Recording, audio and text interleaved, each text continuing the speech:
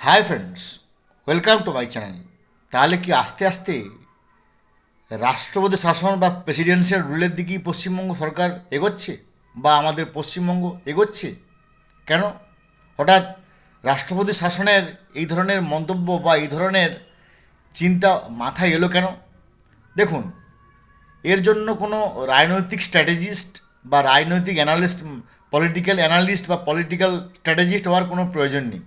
একটা বাচ্চা ছেলেও বলতে পারবে যে আগামী 5ই মে 2026 সালের 5ই মে রাত 12টা পর্যন্ত এই বর্তমান সরকারের আয়ু, অর্থাৎ যে পশ্চিমবঙ্গে সরকারটি এখন বর্তমানে আছে, এর আয়ু হচ্ছে 2026 সালের 5ই মে রাত 11টা 59 মিনিট পর্যন্ত। যদি 59 মিনিটের 1 মিনিট পেরিয়ে যায়, তার সঙ্গে সঙ্গে পশ্চিমবঙ্গে presidential rule will be applied. এটা আমার কথা নয়, এটা হচ্ছে সংবিধানের কথা। তো এখন প্রশ্ন হচ্ছে, election commissioner of India, ECI, যারা ভারতবর্ষের, যাদেরকে একটা অটোনোমাস বডি, যাদেরকে সংবিধান অসীম ক্ষমতা দিয়ে রেখেছে, তারা সম্পূর্ণ নির্বাচন করবে, তাদের হাতে অনেক পাওয়ার আছে। কারণ তারা সুপ্রিম কোর্টের যে নথি জমা দিয়েছে, তার ভিত্তিতে এখনও পর্যন্ত আমাদের মনে হচ্ছে যে আস্তে আস্তে আস্তে আস্তে বোধহয় রাষ্ট্রপতি শাসনের দিকেই পশ্চিমবঙ্গ এগোতে পারে বা এগোচ্ছে হয়তো।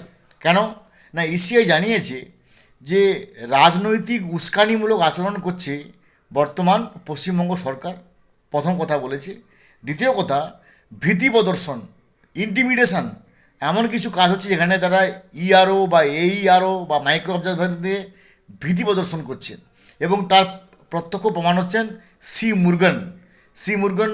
তার ফলতা বিধানসভায় তিনি যে এক্সপিরিয়েন্স পেয়েছেন, বা এই ডিসেম্বর শেষের দিকে কিংবা জানুয়ারি ফার্স্ট উইকে তিনি যে সমস্ত ভীতি পেয়েছেন, তার সব কিছু পুঙ্খানুপুঙ্খ তিনি ইসিআই রিপোর্ট করেন। তো সেই সি মুরগনের রিপোর্ট অনুযায়ী সেখানে তারা সুপ্রিম কোর্টে ইসিআই দিয়েছে যে আমাদেরকে, অর্থাৎ এই আমার মানে মাইক্রো অবজারভার বা ইআরও বা এইআরওদেরকে ভীতি প্রদর্শন করা হচ্ছে, একটা ক্রিমিনাল ইন্টিমিডেশন যাকে বলা হয়, বা ইন্টিমিডেশন, এই ধরনের একটা পরিস্থিতি সৃষ্টি হচ্ছে।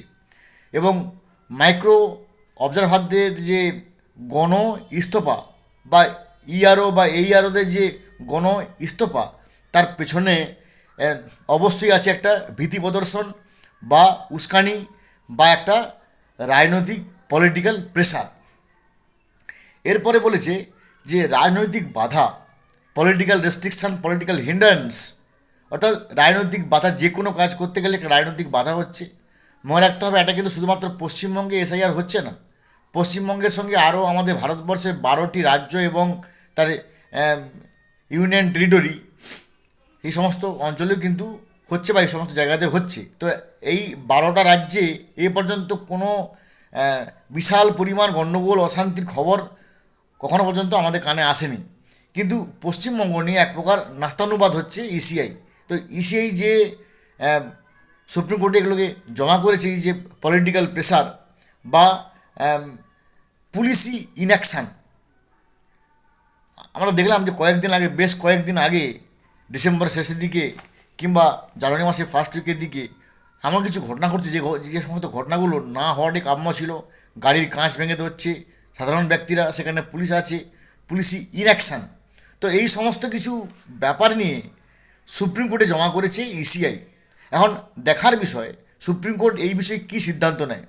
কারণ অনেকে হয়তো ভাবছেন যে ভাই হা হা হো হো হি হি করে নেবো, উঁক উঁক করেঙ্গে তুমুক করেঙ্গে, এইভাবে ভয় দেখিয়ে 2-5টা বোম ফাটিয়ে 2-5টা গাড়ির কাঁচ ভাঙিয়ে, বা হয়তো যিনি আসছেন ইআরওকে পলিটিক্যাল প্রেশার দিলাম, হা হা হো হো হি, টেবিল চাপড়ালাম, কিংবা এইআরওকে ইস্তফা দিয়ে দিলাম, কিংবা কোনো মাইক্রো অবজারভারের গায়ে একটা ইট ফেলে দিলাম, স্পেশাল রোল অবজারভারের গায়ে ইট ফেলে দিলাম, নর্মাল রোল অবজারভারের গায়ে ইট ফেলে দিলাম, তার মানে আমি একবারে হিরো হয়ে গেলাম, আমি বিশাল সাহসী হয়ে গেছি, তাহলে বোধহয় এসআইআর বাদ হয়ে যাবে, কেল্লা ফতে 50-50।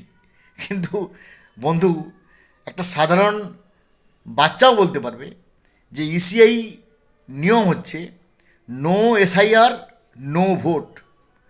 যদি স্পেশাল ইন্টেনসিভ রিভিশন করতে না দেয়, অর্থাৎ যতক্ষণ না পর্যন্ত ইসিআই তারা স্যাটিসফ্যাক্টরিলি যে সমস্ত হেয়ারিং করাচ্ছে তারা হেয়ারিং করে 100% হেয়ারিং কমপ্লিট করবে, তারা লিস্ট প্রকাশিত করবে, তারা তাদের ওয়েবসাইট থেকে একেবারে শুনানি পর্ব শেষ বলে এই ধরনের কোনো বিজ্ঞপ্তি বেরোবে এবং লিস্ট নিয়ে তারাই স্যাটিসফ্যাক্টরি রিপোর্ট বের করবে।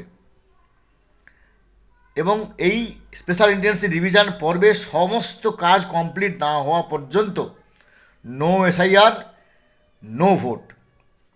আর মনে রাখতে হবে, যদি এসআইআর প্রক্রিয়া বাধা দেয় বা এসআইআর প্রক্রিয়া যদি না হতে দেয়, যদি স্পেশাল ইন্টেন্সিভ রিভিশন কমপ্লিট না হয় এবং এই সমস্ত কাজ করতে করতে করতে করতে 5ই মে 2026 রাত 12টার এসে যায়, তাহলে অটোমেটিক্যালি কোনো সুপ্রিম কোর্টের প্রয়োজন নেই, কোনো 356 প্রয়োজন নেই, 352 প্রয়োজন নেই, কোনো ধারার প্রয়োজন নেই।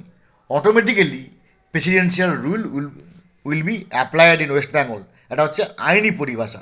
তো ফ্রেন্ডস, এর পরবর্তী আপডেট কি হলো, এই যে কমিশন যে সুপ্রিম কোর্টে এই সমস্ত ব্যাপারে লিখিত দিয়েছে তার পরিপ্রেক্ষিতে কি আসে সেটা কিন্তু নিঃসন্দেহে আমাদের দেখার বিষয়বস্তু এবং এর উপর নির্ভর করবে আগামী পশ্চিমবঙ্গের ভবিষ্যৎ।